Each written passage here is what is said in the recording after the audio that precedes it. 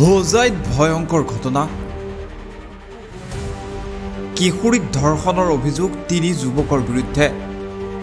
ধৰ্ষিতা হৈ সন্তান প্ৰসৱ কৰাৰ পিছত এই ঘটনা পোহৰলৈ ৩ যুৱকৰ কামনাৰ বলি হৈ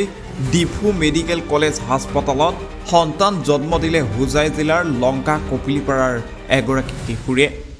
সংবাদ মাধ্যমত বাতৰি প্ৰকাশ পোৱাৰ পিছতে আজি ডিএমচিএইচত উপস্থিত হ'ল হোজাই জিলা আৰক্ষী আৰু CWC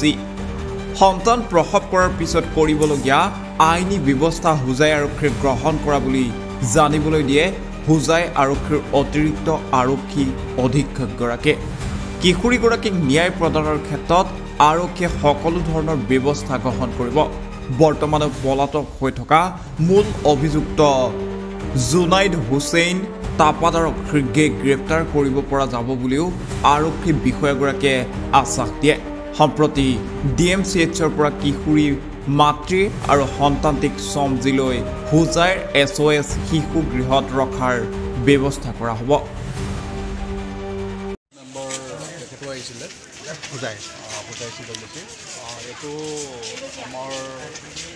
লংকা থানাত এটা গোচৰ ৰুজু হৈছিলে 2024 তাৰপিছত আমি এতিয়া তেখেতে মানে ভিক্টিমগৰাকীয়ে সন্তান প্ৰসৱ কৰিলে সন্তান প্ৰসৱ কৰাৰ পিছৰ যিখিনি আমাৰ লিগেল প্ৰচিডিউৰ থাকে সেইখিনি আমি আজি কৰা হ'ল কৰি এতিয়া তেওঁৰ ইচ্ছামতেই আমাৰ হোজাইৰ যিটো SOS ভিলেজ আছে তাকে আমি ভিক্টিমগৰাকীক CWCয়ে তেনেকৈ অৰ্ডাৰ কৰিছোঁ ছাৰ এইটো DNA টেষ্টটো কৰা হ'ব চাগে সেইখিনি পিছৰ পৰ্যায়খিনি আমাৰ কৰা হ'ব এতিয়া আমি সেইটোৱে মানে সন্তান প্ৰসৱৰ আগৰ কামখিনি আমি কৰা হ'ল এজ পাৰ ল এতিয়া সন্তান প্ৰসৱৰ পিছৰ যিখিনি প্ৰচিডিউৰ আছে এজ পাৰ ল সেইখিনি আমি এতিয়া কৰা আৰম্ভ কৰিছোঁ এটা অভিযোগ উঠি আছিল যে তেওঁ বৰ্তমান মানে পলাতক বুলি মানে এটা উঠিছে কি ক'ব ছাৰ কিন্তু আটক হ'ব নে তেওঁতো আটক হ'বই আৰু আমাৰ আইনত বহুতখিনি আমাৰ প্ৰভিজন আছে আমি তেওঁৰ মানে বিৰুদ্ধে আমি ধৰক প্ৰক্লেমেশ্যন এণ্ড এনফৰ্চমেণ্ট আমি উলিয়াম এনেকৈ এই গোটেইখিনি যথেষ্ট আপোনাৰ আইনৰ ওচৰত আমাৰ বহুত ব্যৱস্থা আছে তেওঁ এৰেষ্ট কৰা হ'ব সেইখিনি আইনমতে যিখিনি ব্যৱস্থা যাৱতীয় ব্যৱস্থা সেইখিনি কৰা হ'ব আৰু যাতে দোষীয়ে আদালতত মানে দোষী সাব্যস্ত হয়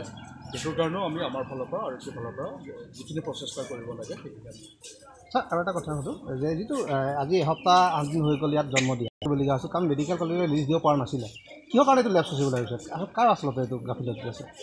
নহয় সেইটো তেনেকুৱা ধৰণৰ কোনো লেপছৰ কথা নাই সেইটো সন্তান প্ৰসৱৰ পিছৰ যিখিনি প্ৰচিডিউৰ থাকে এজ পাৰ ল সেইখিনি আমি কৰি আছোঁ